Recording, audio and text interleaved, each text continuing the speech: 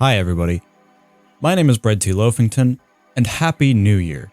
I hope you all had a great 2025 and are going to have a good 2026. A few years ago, I had made a video talking about my console collection that I've amassed over the years at the time. Since then, I've gained 4 new gaming thingamajigs. Firstly, I got the new Nintendo 3DS, which is just a great little console, and I wish that I had gotten one sooner, because I'm really enjoying just playing this in my spare time. I have a couple of games for it, and they see a lot of playtime from me. A friend gave me their old VR kit because they were upgrading to a newer model, and they wanted to make sure that it went to a good home, so I took it off their hands for them. I've made an entire video about VR stuff already, so I'm not really going to go too deep into the details, but I will say that this is a fantastic little novelty, and I hope that soon we start seeing some more interesting titles for it again. I also got a Switch 2 alongside Mario Kart World, but that's a digital game, so I'm not going to be talking about it today. After having it for a few months now, all I can honestly say is that it's a great improvement over the Switch 1, but it's nothing really all that innovative. The mouse stuff is neat, but it doesn't really work as well as normal computer mice do. You just can't beat the quality of a computer mouse. Lastly, I got myself a Game Boy player for the GameCube. It's this little attachment down here. And I gotta say, it's much nicer to play stuff like that on a TV versus on a tiny little Game Boy screen in a tiny console that cramps my hands really badly. So honestly, this was a really good investment on my end. As a follow-up to that video, I figured I'd discuss what an average year of my game collecting looks like, because I've never really thoroughly talked about my game collecting habits anywhere on this channel. I've brought it up several times, but I've never sat down and talked about game collecting as a hobby of mine. Now, I don't really remember exactly when I got most of these games, but I do roughly remember what season I got them in. So I'm structuring this video in a seasonal format. I promise though this year I will keep track of when I got every game so that it can be a little more thorough in my explanations. So the first games up are the games that I got in winter, and since winter is fucking cold up here in Canada, I tend not to go outside. The first game I got this year, the very first one, was Rayman 2 for the PS1. I already have this game. I have it digitally on the PC through whatever Ubisoft's launcher is called now. It's a fantastic game on the PC. I really liked playing it on the PC. It was really fun, the levels were interesting, the characters were quirky. This version, though, is considered to be one of the worst versions, and I understand why. It doesn't look as good as, say, the Dreamcast or the N64 version. It still looks great for being a PS1 game, but the biggest drawback about it is the fact that a lot of the collisions in certain levels are really janky and kind of make the game frustrating to play at times. No, what the hell happened? What is going on? What is going on? What's happening? What's going on? What the fuck? But that's only a minor criticism of an otherwise fantastic game. If I were to rate it, I'd probably put it in an A tier in a list format, just because I like playing it that much. And I'll probably wind up replaying it as I grow older, because it's just that fun to play. The second game that I got for myself this year was Paper Mario Sticker Star. Anyone who knows me knows that I'm a big fan of the Paper Mario series, and I did hype myself up for this game a lot. I wanted to believe it was better than a lot of the internet reviewers and people online were saying that it was. A big mistake on my part. It's really disappointing, to be perfectly honest.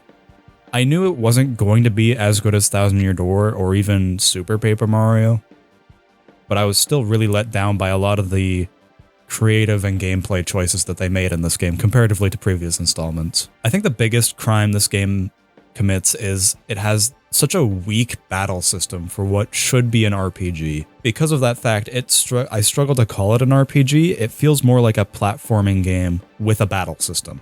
I can't even call it RPG systems because there's really no other RPG systems other than a turn-based battle screen. The stickers are a neat thing in concept, but in execution, they're honestly just really weakly done because they don't really do a whole lot outside of battles, and even in the world where you have to use them to solve puzzles, they're not really that interesting. If I had to give something positive to say about this game, is that it does have really good pacing.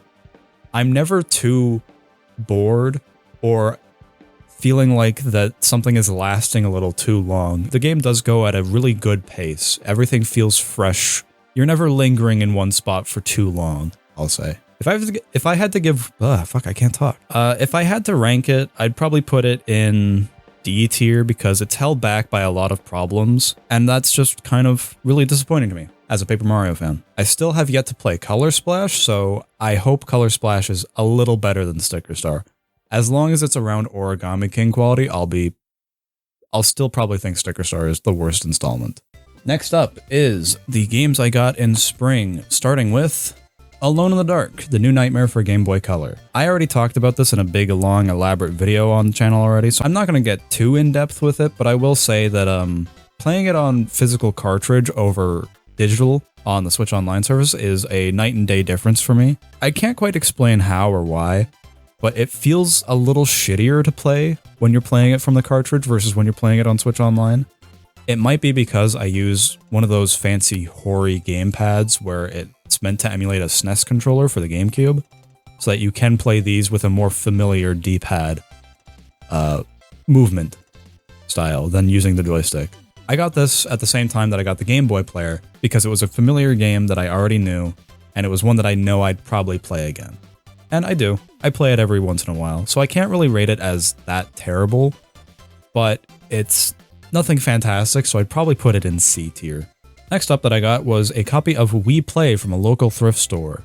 Now, unfortunately, the game disc is pretty badly damaged, but impressively it does still work, so that's pretty good. This is a great example of what most, if not all, of the Wii library is, because it's a motion-based minigame compilation. Every single minigame requires that you use some kind of motion control in some way, and I mean, unlike a lot of shovelware on the Wii, the game is pretty fun. Everything is consistently fun to play, especially when you're playing against someone else. And they're all pretty engaging. You're never really too bored for too long.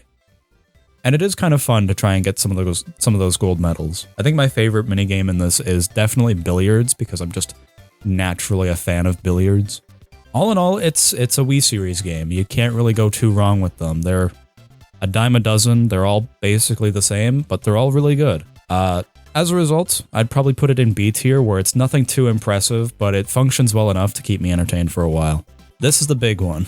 This one I will not shut up about.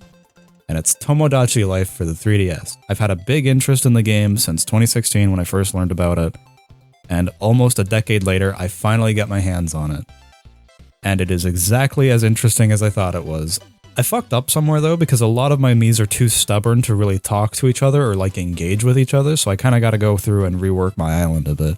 But that doesn't mean that I'm not getting some really entertaining things out of it anyways.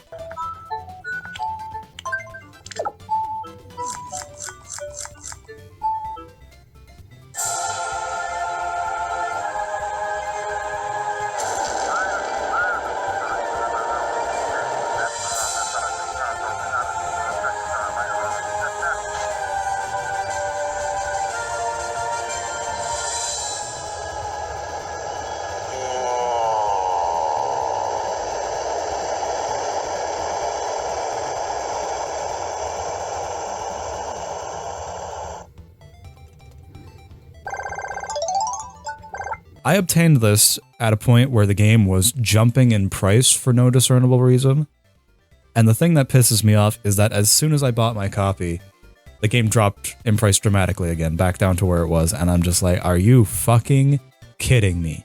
With that said though, it is a fantastic game, and it's definitely one of my favorites, so it's the easiest S tier that I'll ever put in this video. On to the summer games. This is when I started really picking up going out and getting games again. Let's just get started. The first one that I got was Burger Time. And you're probably thinking, why the fuck would I get Burger Time for the NES in 2025? The answer is, it's Burger Time. Why wouldn't I? Not the most popular arcade game ever made, but it's a certified classic. And having this at home on the home console is just a fun little novelty that I was really easily convinced by. And it's really fun, actually. It's fun for about 20 minutes, which isn't really an insult because most arcade and NES games are fun for about 20 minutes. So yeah, pretty good little game, and if I were to rate it, I'd put it in B tier. Next up is Clubhouse games. This is a part of the Touch Generation series of Nintendo DS and Wii products, where they were trying to encourage an older audience that might not have the same mobility to continue playing games to train their muscles and to keep them moving. And it does a really good job. The selection of board and card games that they've picked were really good. I've already sunk many hours into this game, and most of them have been spent playing solitaire when I'm supposed to be going to sleep. I like it a lot, but I don't like it enough to where I would confidently rate it as an A or an S tier, so I'm gonna just comfortably put it in B tier because it's really good, but it's nothing impressive. Another DS game, this time it's Myst for the DS. If anyone is familiar with me or have been to my channel before, you'll know that I'm a big fan of Myst. I think the game and the world building is really cool.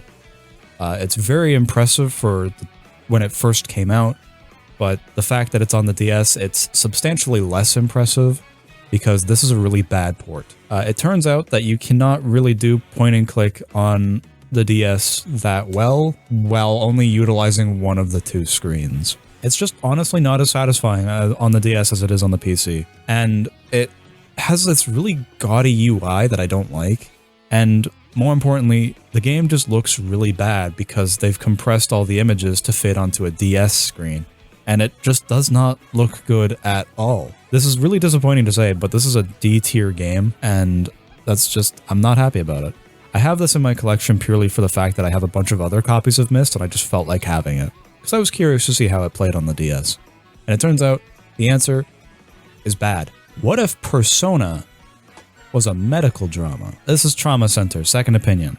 I heard about this game in a Nintendo Power when I was younger, and I was always interested in checking it out, but I just never found a copy or just went looking for one until this year. And honestly, yeah, the story is really compelling. I really am interested in what goes on in the world with the weird mystery virus and this guy who has the healing touch, apparently.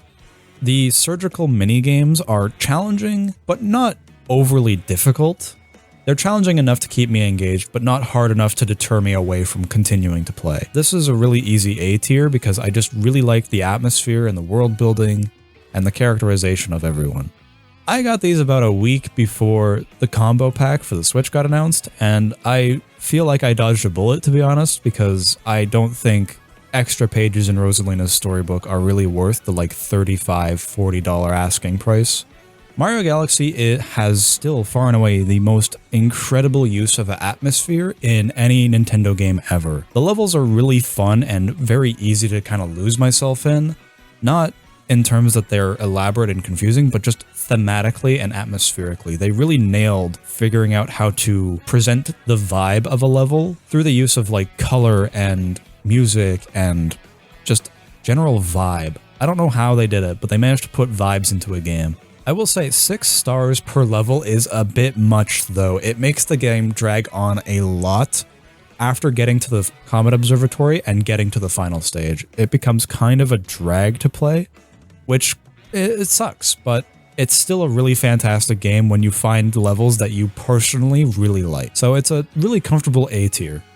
Mario Galaxy 2 improves on basically every single aspect of Mario Galaxy 1 and changes the style for level design from an open world philosophy to a more linear course clear philosophy. It lacks a lot of the appealing atmosphere that Mario Galaxy 1 has, but it more than makes up for it in just the incredible amount of fun that you can have playing this game. 3 stars per level instead of 6 makes it a lot better paced, in my opinion. It never really lingers too long on any specific kind of vibe before the game decides to throw something new at you, which I really like.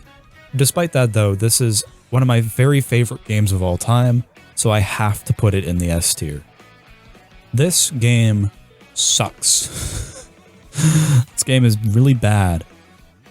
It's one of like 3 other games put out by Data Designer Interactive that are the exact same game with different characters and textures. Everything else is virtually the exact same polygon for polygon. This is going to be the easiest D tier I've ever handed out to any game ever. Fuck this game. Moving on to the fall games of the year, the first one that I got was Shadow Labyrinth, the Pac-Man Metroidvania that Bamco put out earlier this year. I got this one because it was on a pretty steep discount, and I was interested in checking it out because I'm a big fan of Pac-Man. This game kind of suffers from not knowing what makes the genre so appealing. Its atmosphere and world building are cool, but it has really weak gameplay and really bland enemies, and the level layout leaves a lot to be desired. It's a C tier because it's not terrible, like you can play it and it's interesting enough to play, but it definitely needs way more work for it to be at all worth recommending, if I'm honest. Now we're moving on to all of the games that I got in a single mystery box close to the end of the year. I already made a big video about it over on BreadTheLoaf, so I'm not going to cover these ones too in depth, but I will still give my opinions about what I have played of them because I haven't finished any of these yet. The first one up is The Legend of Zelda Skyward Sword. This one I got really lucky with because of the fact that it comes with the music disc that a select handful of copies came with. I've only played a very little bit of Skyward Sword. Right out the gate, stamina bars are my enemy. I'm not crazy that this one has a stamina bar, but I'm sure I'll get used to it. What I have played, it's got a really compelling story with Link and Zelda, and apparently this one's supposed to be the very first game in the timeline, so I'm curious to see what the original story is, quote unquote. I haven't gotten to the big problems with Skyward Sword yet, so we'll wait to see what my opinions of that are. And I've heard that there is a chance where where the save file for this game can corrupt, and Nintendo had to like release an update channel on the Wii to fix that problem, so I hope I don't run into that problem, but if I do, then it's whatever. I'd probably put this in about B or C tier, probably B tier, because I do generally like the Zelda games, and I can't imagine that this one's going to be as bad as people make it out to be, to where I'd leave it being like, this game sucks. The next one that I got was MX vs. ATV Untamed, which is just all in all racing slop, to be perfectly honest. It's got a lot of licensed music. Actual gameplay feels like shit, to be honest. It's bland, basic oatmeal game. It's just painfully D tier. A second copy of No More Heroes. A few years ago, I bought both No More Heroes 1 and 2 for the Wii from a different store. This one I got in a blind box with all the rest of these games. The catch is that I didn't have the box art for it, so now I have the box art, which is good. And I have played a substantial amount of this game to where I can confidently say that I really think it's one of the best character action games that I've played in my life. It's funny, it's engaging, and I really like the fact that it utilizes a lot of the weird quirks the Wii has in interesting ways. At various points you get phone calls from this woman who's like effectively your promoter. Because phones typically have really bad audio quality, they actually used the little Wii speaker to get the point across of that it's a phone call, and I really like that detail.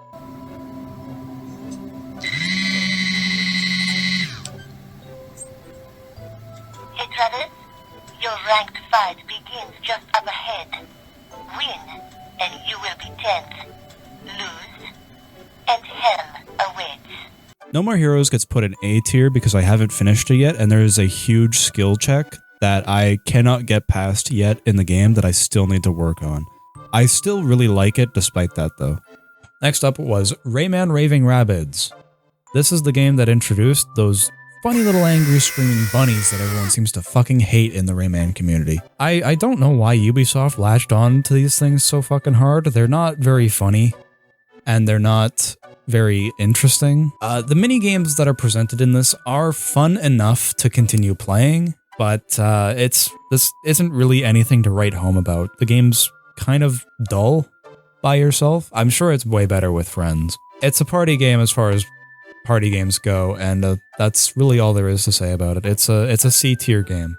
Mad World for the Wii. This game is fucking cool. Alright, I really like that the entire game, outside of a select handful of UI elements and blood, is completely black and white. I think this might be one of the coolest games that Sega's put out. I first saw it way back on the cover of a Nintendo Power that I had. And like Trauma Center, it took me a while to actually find and get a copy of it. And yeah, after like waiting 15 years to finally play it, I can confidently say that this game is as cool as the Nintendo Power made it out to be. I'd have to play more to really settle my opinions about it, but this is going to be one of the easiest A tiers that I've handed out tonight. Lastly, I'm not going to talk about this one at all. It was Wii Play. I got a second copy in that mystery box, and second verse, same as the first. It's Wii Play. It's a Wii game. I didn't expect this year to be a big year for me to buff out my Wii game collection, but that's just kind of what happened, to be honest. I really got into playing on my Wii this year, so I tended to just keep an eye out for a lot more Wii games than other consoles. Who knows what next year will bring? Maybe next year I'll finally start collecting more GameCube games for the console that I claim to be such a huge fan of. But despite that, it's not to say that I didn't find some great little nuggets on the other consoles I have. Except for the Xbox, I don't know why it worked out that I didn't find any new or interesting games for the Xbox. It's not like there's not ones that I don't want. It's just that they're either really expensive or are hard to find in my area. So I say, I plan this upcoming year to collect more games for the consoles that I've been kind of straggling on collecting for, so like the PlayStation and the GameCube and the 3DS and the DS, as well as the Game Boy now that I have the Game Boy player. That's not to say that I won't collect games for the consoles that I already have a substantial amount of games for, but that's all kind of remained to be seen. I hope you all enjoyed watching my little discussion piece today. I'm a certified yapper. And if you want to see more content from me, you can go check out Bread Plays over at Bread Plays Games, where I play games with my friends. I play pretty much every game that I collect at some point on there. So that's going to be all. Bye-bye.